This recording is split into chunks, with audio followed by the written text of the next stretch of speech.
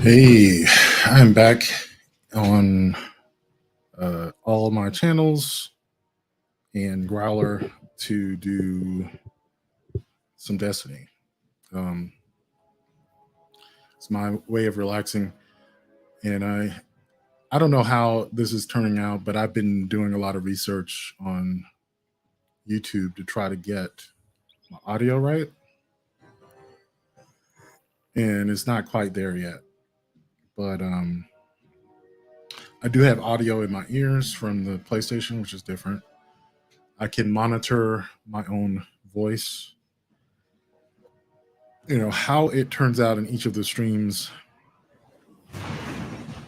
Yeah, I don't know, because like my video game audio will like blast for a second and then get quiet, and my intuition is telling me that there's something like a compressor or limiter that's keeping the volume down, um, and those pops of loudness are the limiter trying to do its thing but slipping. So I need to figure out where it's coming from have overrun the worm breeding grounds once and turn again. it off. Are you nearby? We are handling it now.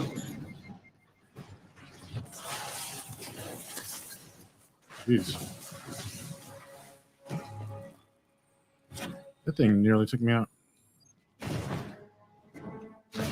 Typically, those early enemies don't deal that much damage, but this is lightning crystals, so Arc does extra damage. And I think Void is also active. That's the threat. Yeah, this is loud.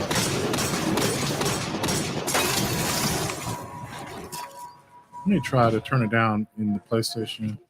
Sound selected. Output device. HDMI device. Controller speaker. Audio. Media volume. Music.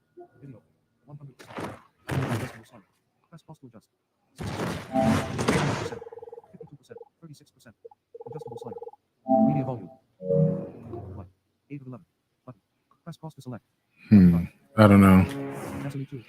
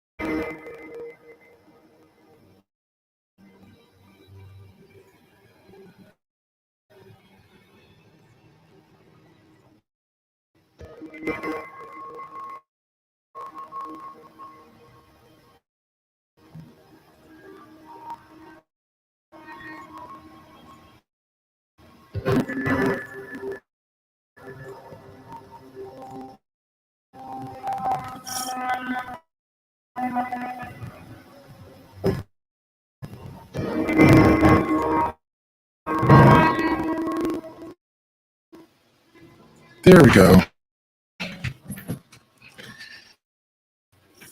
That's a little better. It took me a while to find those settings, you know. It's like, that guy is fucking killing my ears.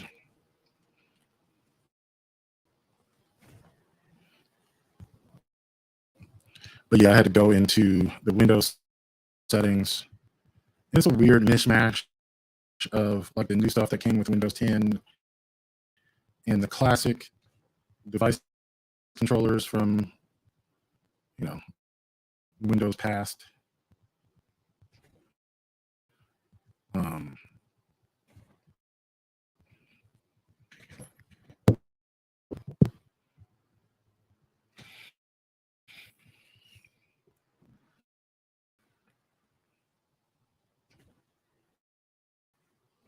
Okay. So I think one of the major questions I have is like, on which of these platforms can I actually hear my voice and the game?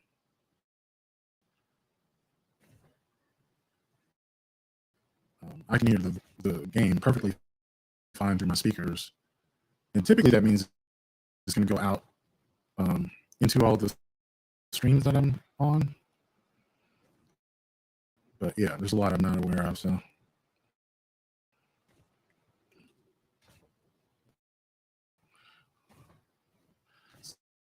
like one of those strikes where they don't pull you. You can just walk through it.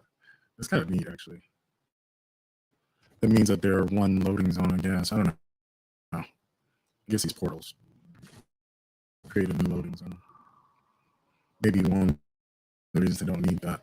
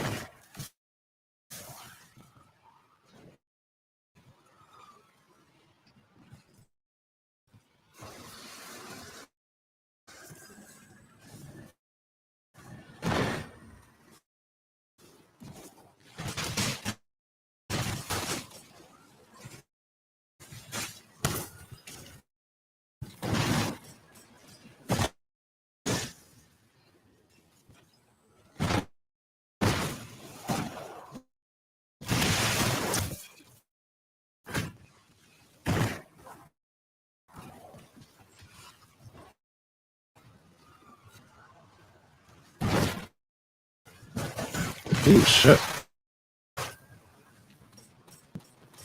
I hate scoring.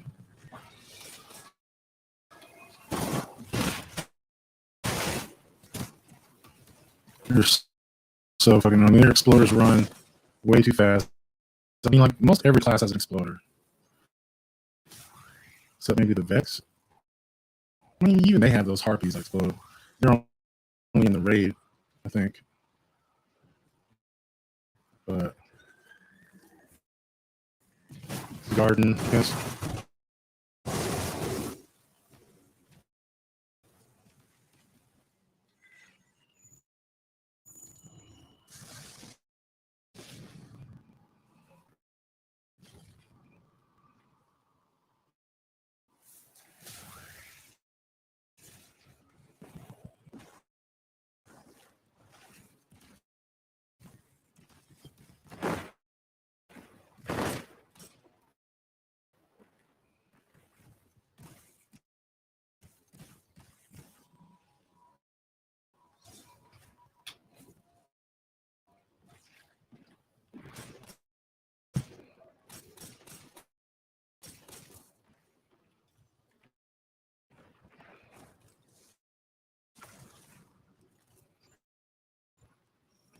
we have no kinetic loader on. Probably need to do that.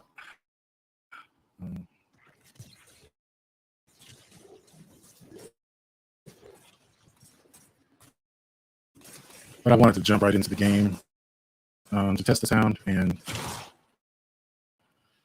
Devon has a live stream this evening. Last time I think I may have been talking too much. He has a lot of topics that I'm not that familiar on, so I feel that's one of the reasons I haven't joined his live recently. And plus, I was just busy. I was working on my own podcast, but now that I'm wanting to do gaming, I feel like this is an appropriate place to advertise the gaming channel. It's also a good reason to come and help him produce his show. So what I mean by that is like gathering the links and things that he wants, putting, the uploads or videos if he has one, putting captions on them. I could just sit in the cut during his live and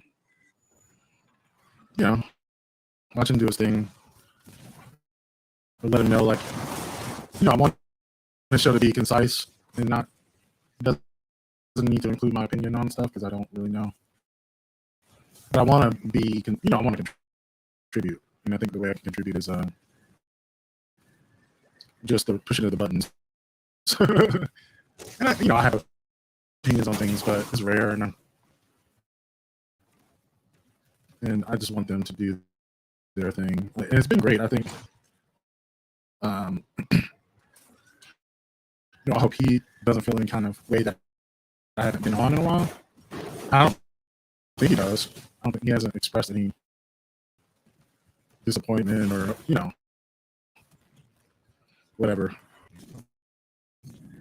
But how it can be, like, sometimes you just don't want to say anything, even though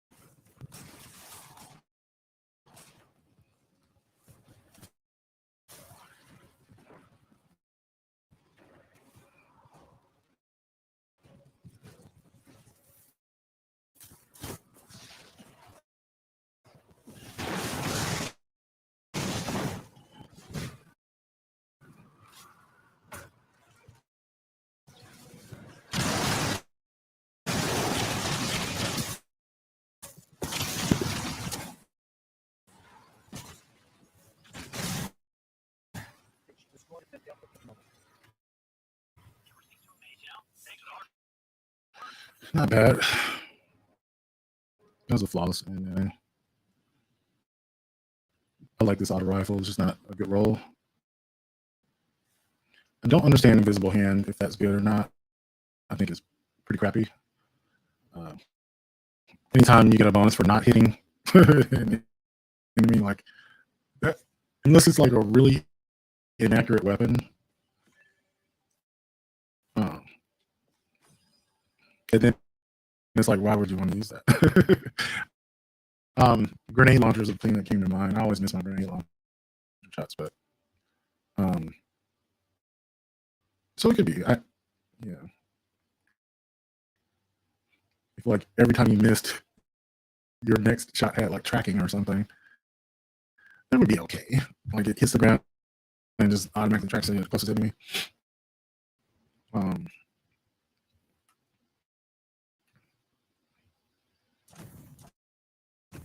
But that's not what that is. No.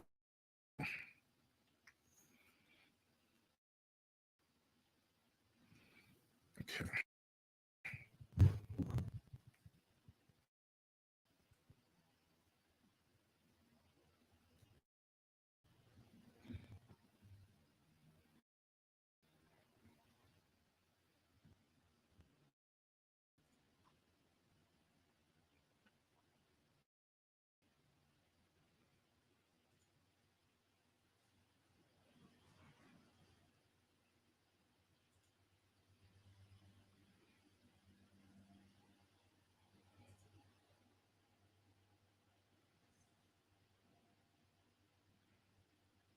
Okay.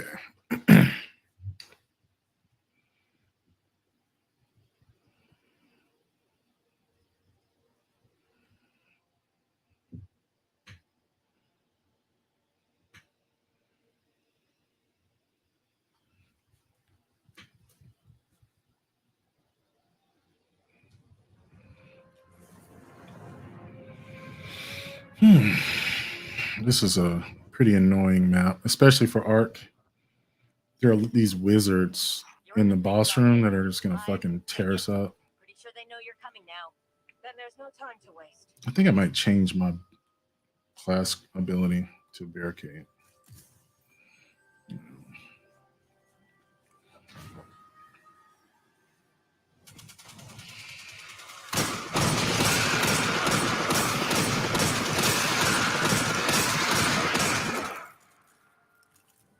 Oh yeah, the other thing.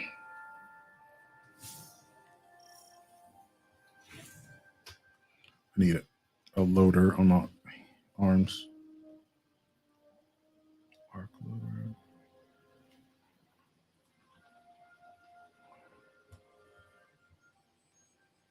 Guardian, I need those cleared so I can tap into the network.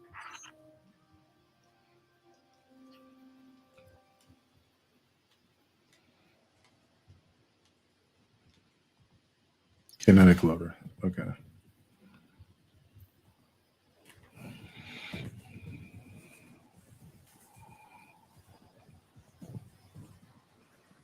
up, Guardian. Literally. Death tongue spotted. Target that acolyte, Guardian.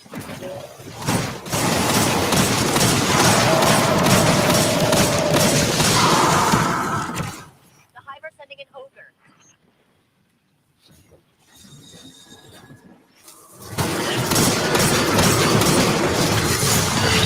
Holy shit.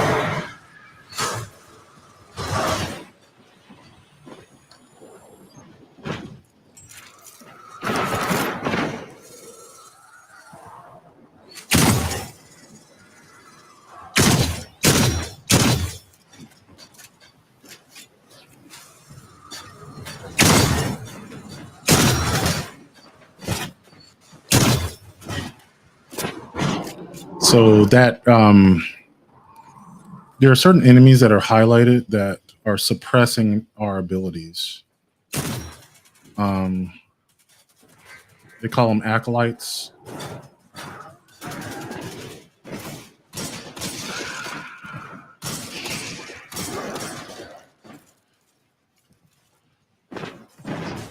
And it's that thing over there that's really suppressing it, but the acolytes are the ones who keep it going. When you kill the acolytes, it deactivates.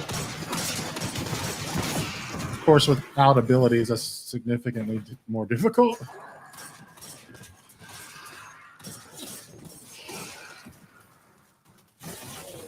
It's a game that's a fun mix of gunplay and fantasy roleplay.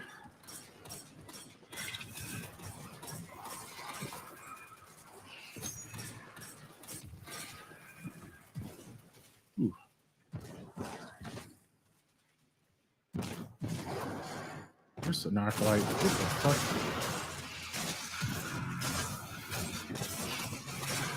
Oh, we got it back. Cool. I hate that shit. The Death Singers, I think is what they call them.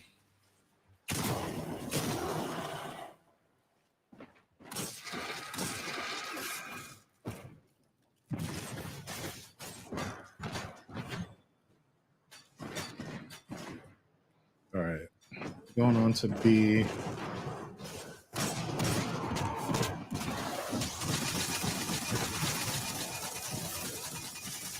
back to a holding pattern. Good luck.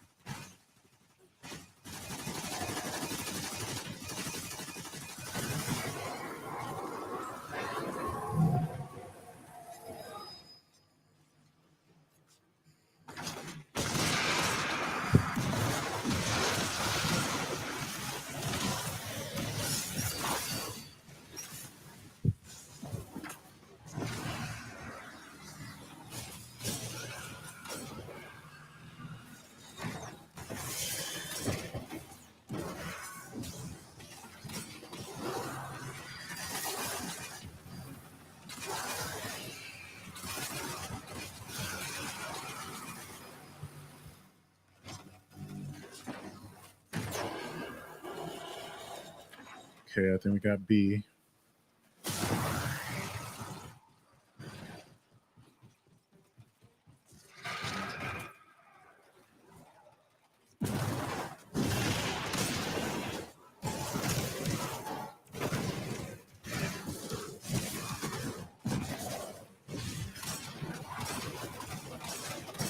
Oh, okay.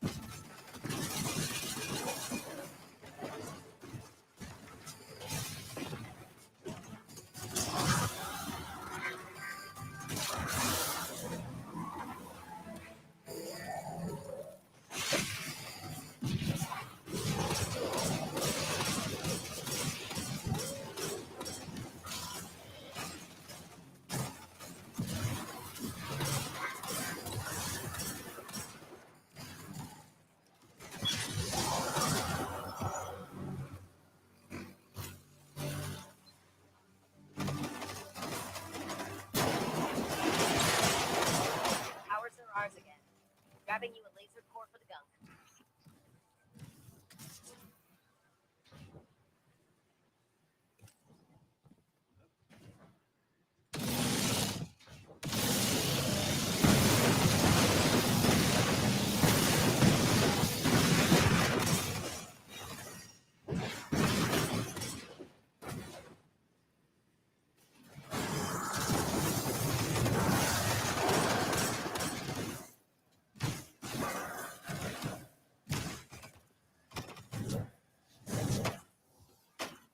We'll need to open up the campus again.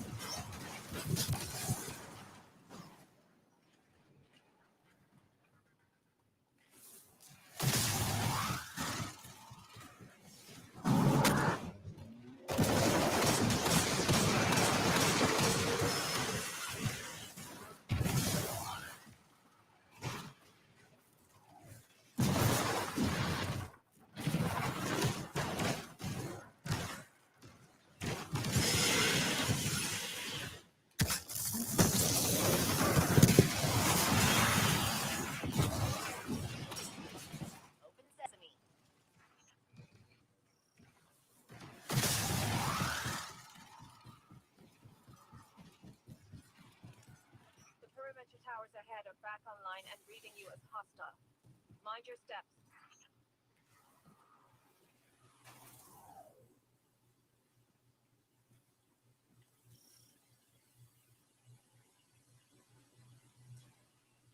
Perimeter towers in range.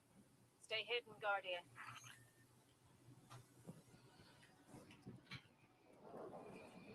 Coming in hot.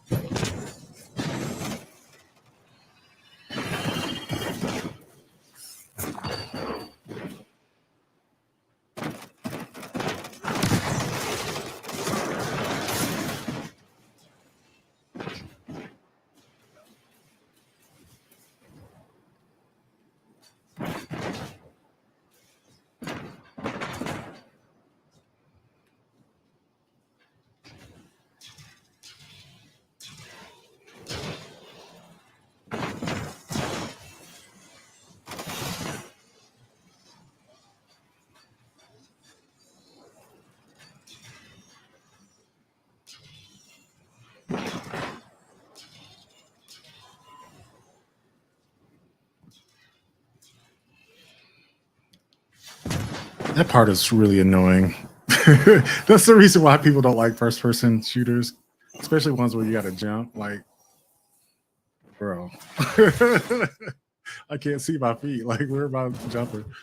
But eventually you get the hang of it. I mean, I'm not going to say that was easy, but it gets easier. You know.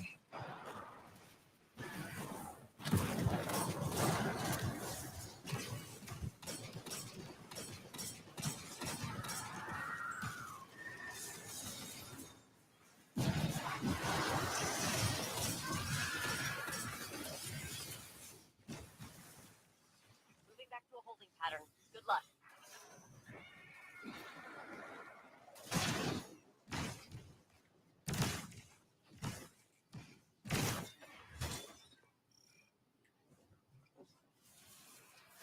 Hive aren't switching up their strategy. What's that saying you used to like, Elsie?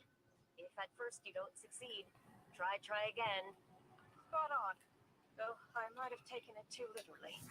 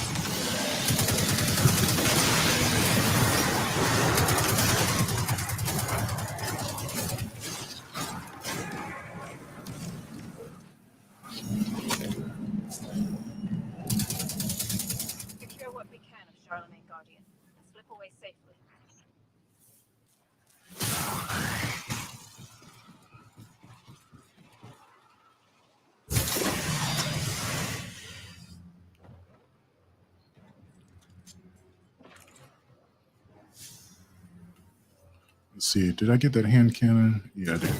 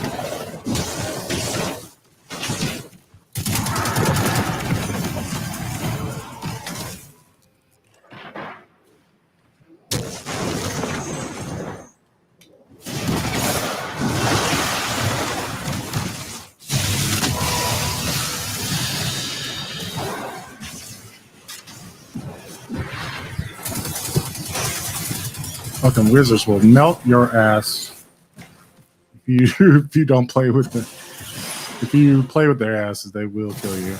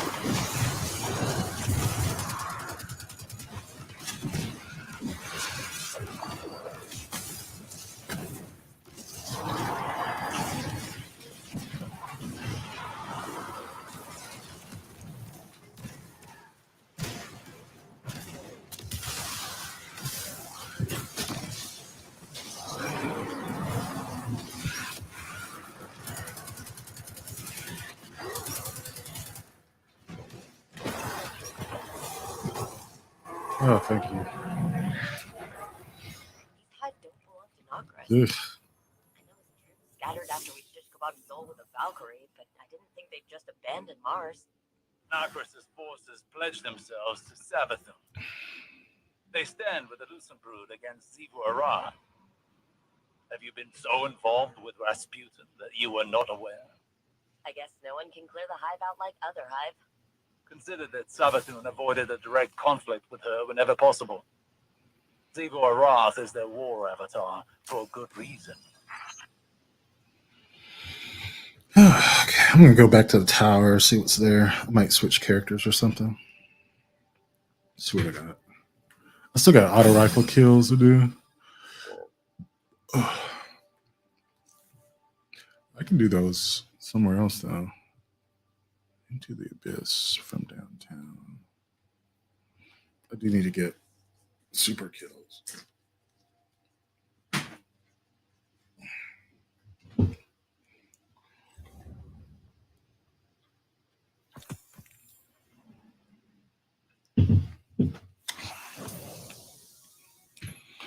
Yeah, I got the legend.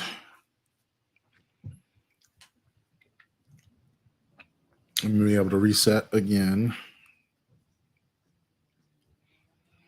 before the season ends. So I think the season ends in like a week. So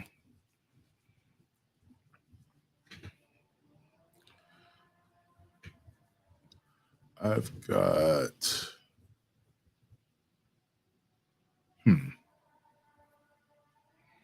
Adjusting magnification and display images. so that shows up on the stream. That's interesting. I can magnify. Right stick, adjust display area. Okay.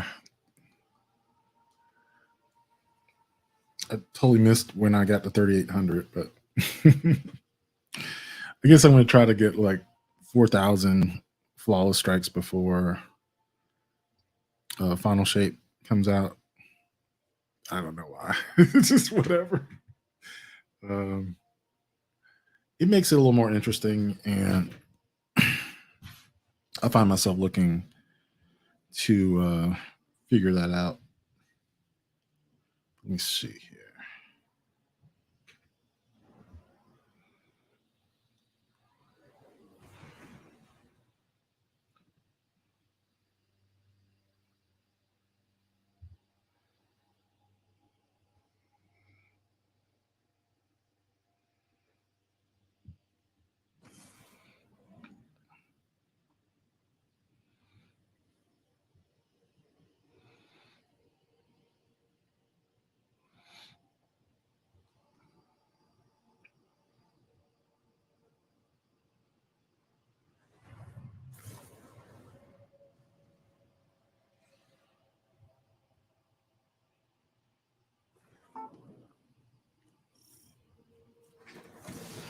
All right, Guardian. The Cabal are determined to dig up something bad, and they've got the head start.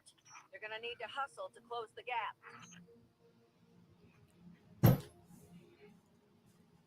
Hey listeners, it's me, Jane Clifton. I'm jumping back into your podcast app to tell you that there's a brand new show, New York Times Opinion, coming to this feed very soon. The new podcast is called Matter of Opinion. The first episode will show up in this feed on Thursday. So if you want to hear it, stay subscribed and it'll appear in your queue. Here it is, the trailer for Matter of Opinion. I'm Leah Bullgreen. I'm Michelle Cottle. I'm Ross Douthat. I'm Carlos Eduardo Francisco Rosales Rodriguez Pastor. Wait, is that really your phone? Yeah, That's it amazing. is musical. I love Yeah. that so much. I'm Carlos. Oh, you know, what do you get? What do you call a magician who loses his Is magic? this a dad joke? Yes, it is. I'm not doing nothing. What do you call a magician who loses his magic? Ross. Oh, that's not a nice thing to say about Ross. Ross has lots of magic. Ian. You call him Ian. Okay, that's actually not bad. From New York Times Opinion, I'm Michelle Cottle. I'm Ross Douthat. I'm Leah Bullgreen. And I'm Carlos Lozano. And this is Matter of Opinion. Listen to a little podcast. See how that comes out on the stream. My younger kid is a rising senior in high school, which means there has been a lot of talk in our house about where to go to college. But I'm guessing even those of you not in this specific position have also been thinking about this subject a lot in the last few weeks. We've got the Supreme Court barring the use of affirmative action in admissions decisions. The Biden White House has opened an investigation into legacy admissions at Harvard. And now we've got this new data showing just how much elite colleges favor the extremely rich. So today I'm hoping that we can dig into the weird hold these bastions of higher learning have on the American psyche and whether or not that needs to change. Now, before we get too far into this, though, I want to get a little personal and let's just talk about where we're all coming from. So how do you all think your college experience shaped the trajectory of your life? I went to a small liberal arts college called St. John's College in Annapolis, Maryland. And I will say that where I went to college had a huge impact on the course of my life because it has nothing to do with the education that I received. But that's where I met my wife, and we've been together ever since. So yeah, I think I went to college really mattered. I'm sure that's Not exactly for the what reasons that you people would are expect. looking I also met my wife in college, and so that makes 50% of this podcast, which tells us something about the central role that college plays in the American mating market. And I assume that's just what we're going to do the episode about, right? Carlos, can you please tell me something besides like college is a great dating pool? I did not meet. I went to a Catholic college, so it's not. But I did not meet. No one has dated at a Catholic No college. one gets married at Catholic. That's like the Mormons. I did not BYU. meet my wife at a Catholic college. I'm a proud graduate of the University of Notre Dame. I went there for two reasons. First, my sister was already there 2 years ahead of me. She was the smart one, and so I figured it was good enough for Rosie. It was good enough for me. Also, the mandate was basically to go to the best Catholic school we could find in America, and so for us that was Notre Dame. It's been a huge part of my life. You know, like not my wife, but a lot of my closest friends are people I met there. I taught for Notre Dame's Washington program, a journalism class, for many years. I serve on like an advisory council at the university. I return to campus often to give talks or meet with students. So it's been kind of an ever-present, you know, aspect of my life. It wasn't easy while I was there. We sort of struggled financially. You know, I did, and my family did to pay for it. I took out loans. I worked part-time. But it's a place that remains very, very kind of near to my heart. It's funny, actually. I guess after a fashion, I'm also a legacy, although the college that I went to is not especially selective. I think over half of applicants are admitted. Selective, presumably, in that to apply to St. John's is to identify as a certain kind of nerd, right? Yes, and I was and remain a certain kind of nerd. Actually, my father went there. He only went for a year, and then my older brother also attended the same school, and he and I were in the same year, but he started a semester after I did. So there is a bit of a family tradition. My family tradition was both parents went to Auburn because football was how I grew up. But I went to Vanderbilt, which at the time was not nearly as hard to get into as it is these days. And I went there in part because it was, you know, the best school in the state of Tennessee, which is where I spent much of my childhood. And it was the best school to give me money because there was no way I was paying that bill with loans or anything else. You know, my parents obviously were super and picked up the rest, but there was just like no question that the money was what it was going to take to go there. So. Yeah, I mean, I just would add that I was a full scholarship student. I got Pell Grants and, you know, the works. That's how I managed to go to a small private college as well. So in other words, for private college graduates here. Well, no one has asked me where I went to. Well, I mean, we all know where you went. I went to a school. It's outside Boston. Where did you go to college? I went to Harvard, and like everyone else, I paid for part of it, but in the most embarrassing way possible. I wrote Spark Notes. This is true confessions. They're basically Cliff Notes, and the pitch was these are written by genuine Harvard undergraduates or something like that. Ross is the only one here who went to the tiny number of elite schools that usually get talked about in these discussions. And I kind of just want to know why that is. We are talking about a country where there are thousands of universities that will give you a fantastic education. You do not need to go to the top 10, God love them. And yet that's all anybody ever seems to talk about. And I just don't Who's anybody, Michelle? Well, fine. The chattering class when you're talking talking about these but admissions fights in court, things like that. They're generally about what Harvard's done or Yale's done or Stanford's done. Two things can be true at the same time as usual, right? One is that these schools exert enormous influence over American life, particularly as training grounds for the elites of government and science and the private sector and culture. And it can also be true that the attention that is paid to these schools is out of proportion even to that enormous influence that they exert, in part because so many of the people in the national media and in the entertainment industries who cover and obsess over these schools themselves are products of that environment, right? Like a lot of elite journalism institutions would fall apart without their feeder from the Harvard Crimson and the Yale Daily News and the Daily Princetonian, you know? Fall apart or be dramatically improved. I mean, let's not, let's not. You know, and think about how many movies are made set at Harvard University, right? Like Reese Witherspoon didn't go to like UVA Law, right? And Legally Blonde.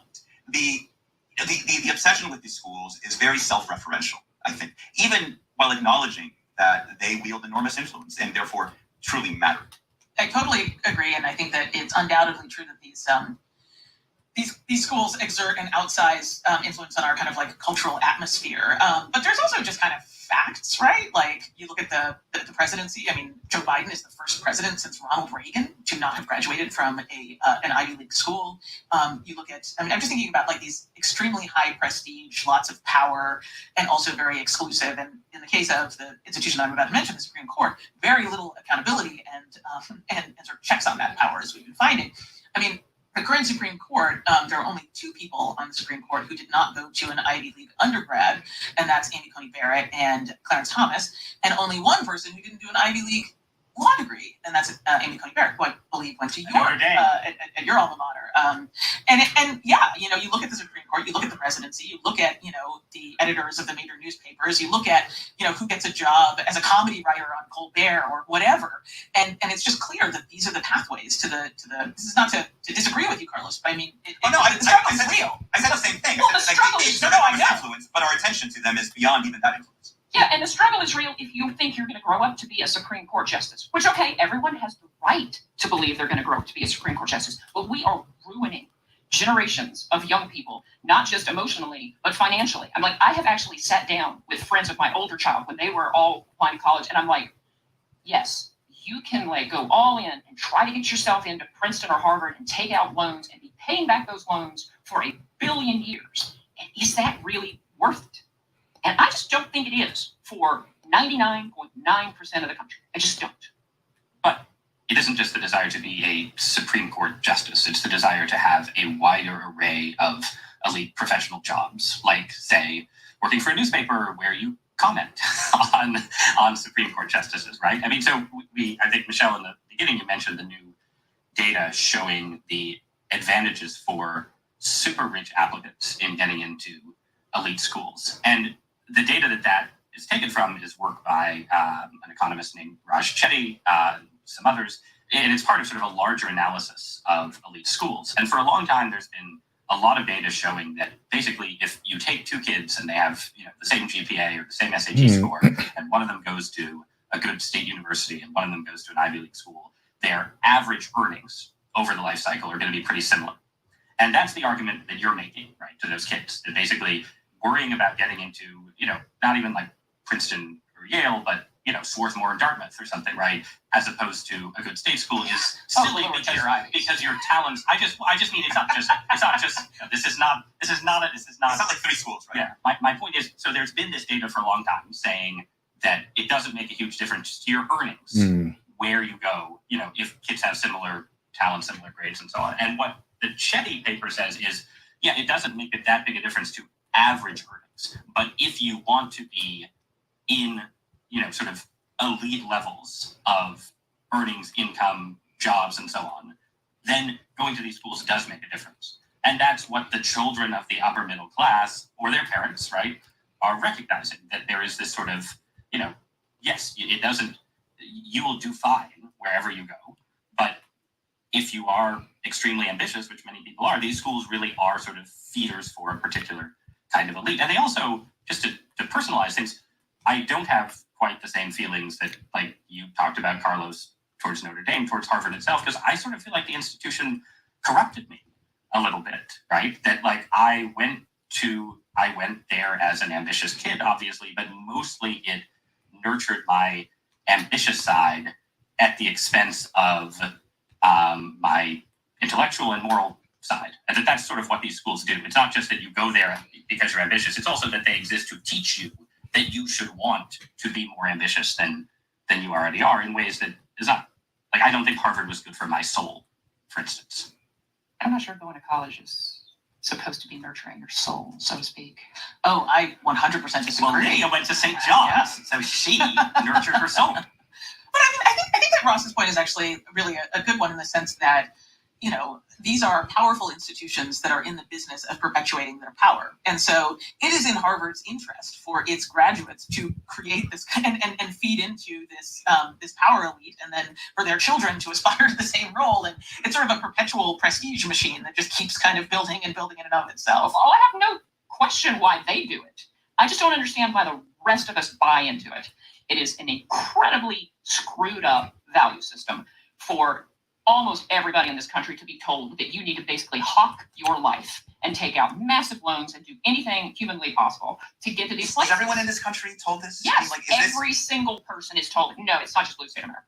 I mean, I think what all Americans are told, not all Americans, but many, many Americans, is that you need to go to a 4-year college, the best one you can get into, in order to be set up for adult life. That's different from what I think this narrower group, the children of the anxious upper middle class, are told, which is that you need to go to the most elite college you can get into in order to work for a big law firm, become a tenured professor, work in Silicon Valley, work for the New York Times. And those conversations overlap, but I think they are different kinds of debates.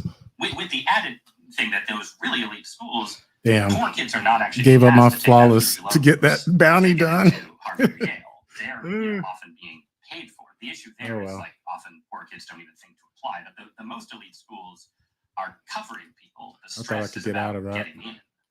Yeah, the thing that's really fascinating to me about this debate about these super elite colleges is there's so much kind of sort of narrow class fighting, right? Like, I needed have, super the very, kills, so I rich just 1% of the thunder top. crashed in the But middle one of of that. the interesting findings of this new data is that of the people who apply to go to these schools, those who are most disadvantaged are actually that anxious upper middle class that you spoke about, right? Yes.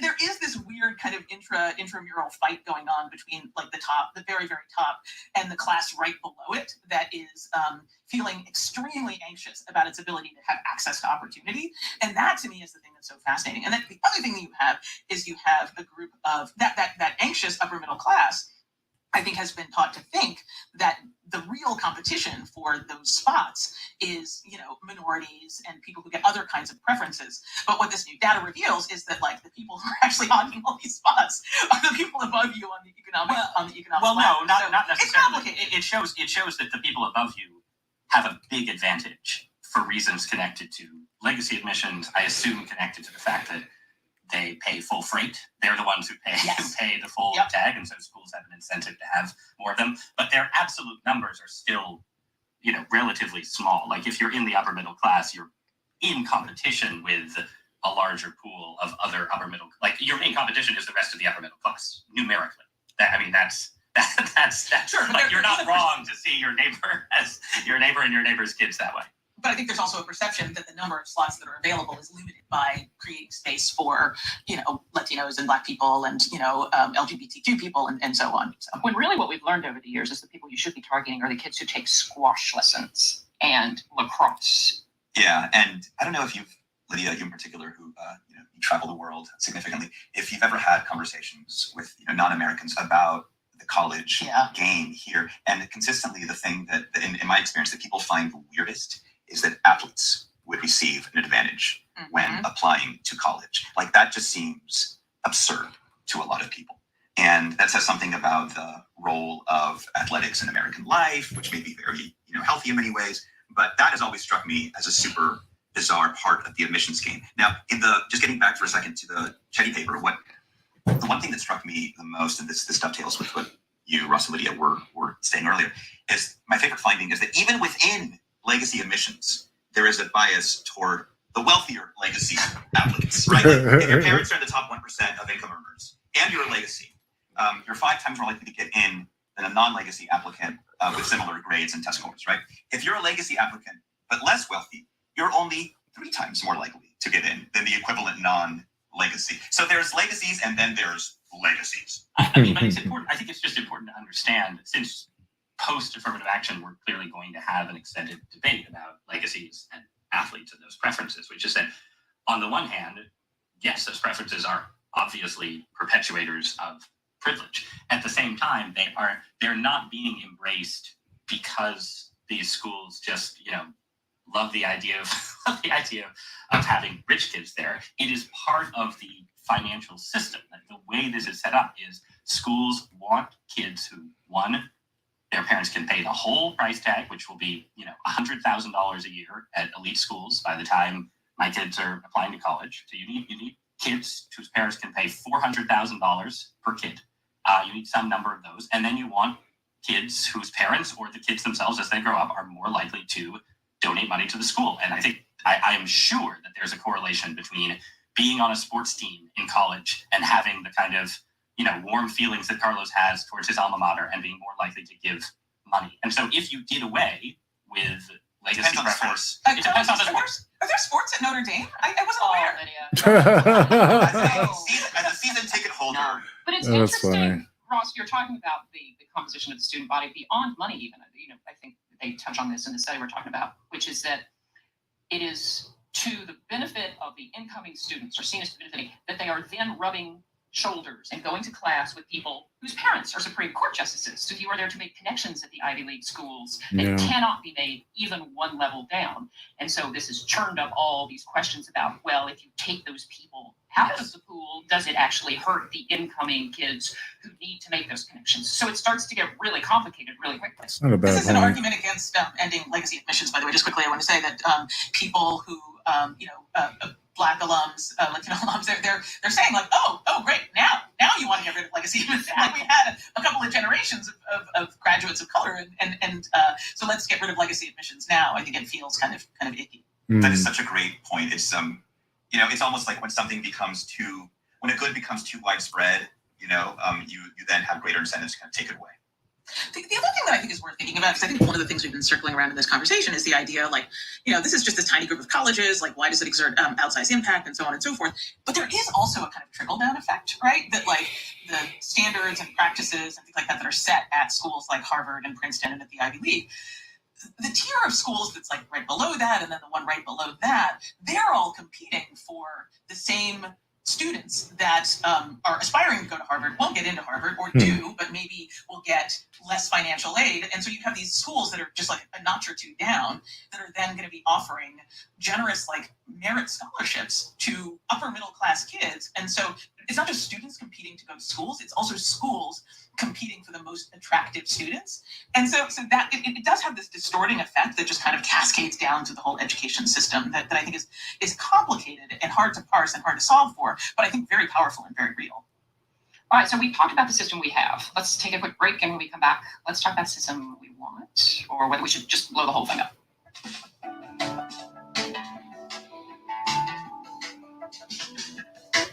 Drivers called Band. So given all the problems with college admissions and what we've talked about, what do you guys think? What's the better approach? Ross?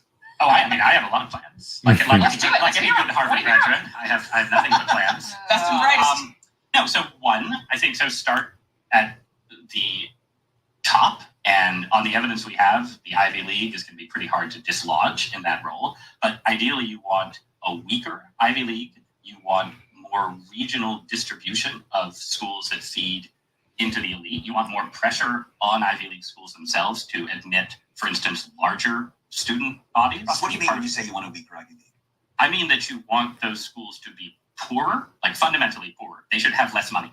And ideally that would happen by graduates and alums giving less money to these schools and giving money to more deserving places. But you can also make that happen by opening more large endowments to taxation, which is something that the Republican Party has already done. These schools have endowments that would allow everybody to go to school for free. I mean, that's been talked about for years. So that the top schools don't need a penny. They just So you want them, first you start by making them poorer, and then ideally you want that to encourage, and there are different ways that public policy could do this, sort of more alternatives to emerge that are seen as sort of their equivalent that the ambitious can apply to. And for those alternatives,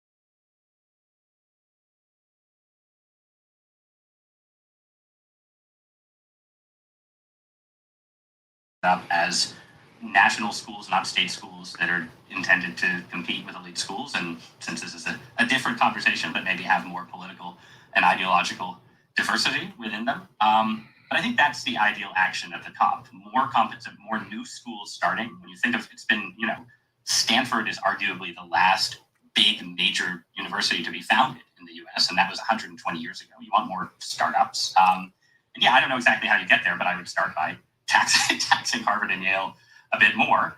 And then further down, you want more diversity in the distribution of funding for state schools and community colleges and so on. You want more experiments with 2-year and 1-year in vocation. All right. Well, let's see what oh.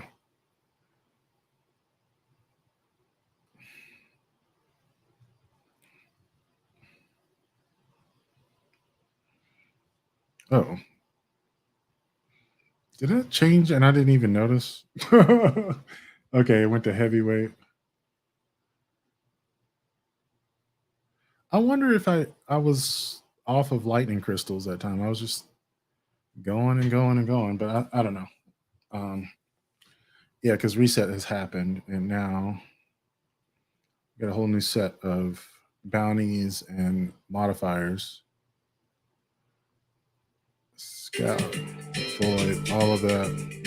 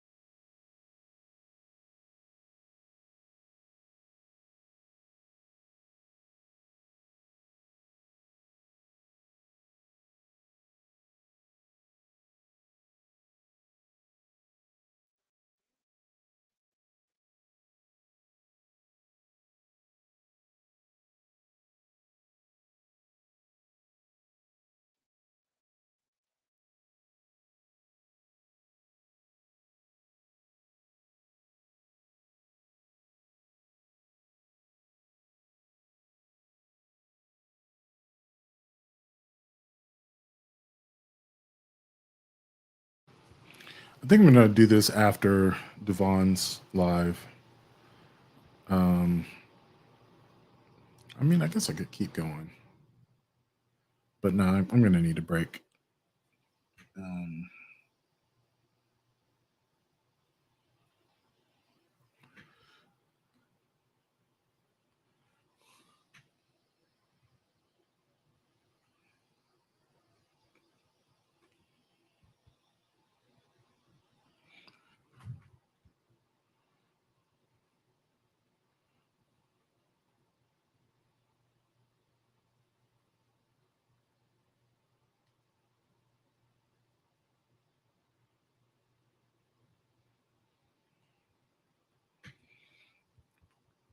Yes, that might be wrong. I just realized I think it's solar is the threat. I mean the surge. Yeah.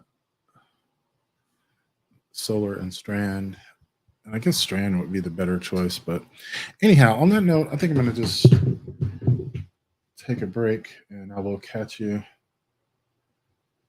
in the next one. Peace.